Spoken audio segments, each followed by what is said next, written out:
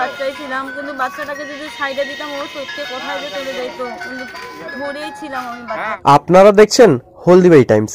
পথ দুর্ঘটনায় আহত শিশুসহ একজন। শনিবার সন্ধ্যা নাগাদ ঘটনাটি ঘটে শহরের পশ্চিমপাড়া এলাকায়। জানা যায় আহত যাত্রীর নাম পার্বতী বর্মন। তার বাড়ি জলপাইগুড়ি সদর ব্লকের দক্ষিণ বেরুবাড়ি গ্রাম পঞ্চায়েতের অধীন কীর্তনিয়াপাড়া এলাকায়। এদিন যাত্রী নিয়ে একটি টোটো সাতকুড়া থেকে হলদিবাড়ির দিকে আসছিল।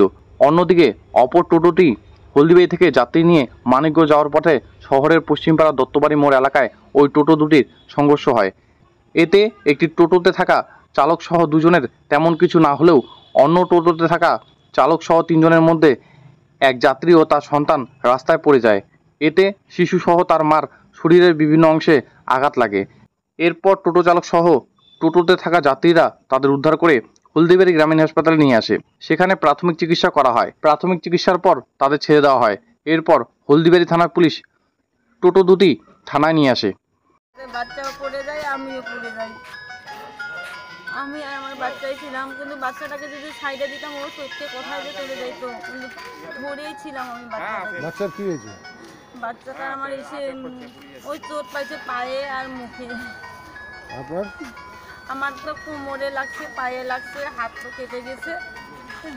বলরাম বলবো।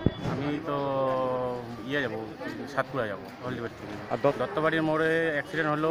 মোড় দিয়ে সিগন্যাল দিয়েছিল যে এই পাশে যাবে, তারপর ফট করে সিগন্যাল বন্ধ করে হাত দেখালো এই পাশে যাবে। এখন রানিং টোটো কি এখানে থামা যায় ওটা? হ্যাঁ, আমি তো আমার সাইড দিয়ে আসতেছি, ও আসে আমাকে লাগাই দিল। না উল্টাই নাই, ধাক্কা লাগছে, ধাক্কা লাগার পরে সাইডে চলে গেছে আর নিচে পড়ে গেছে।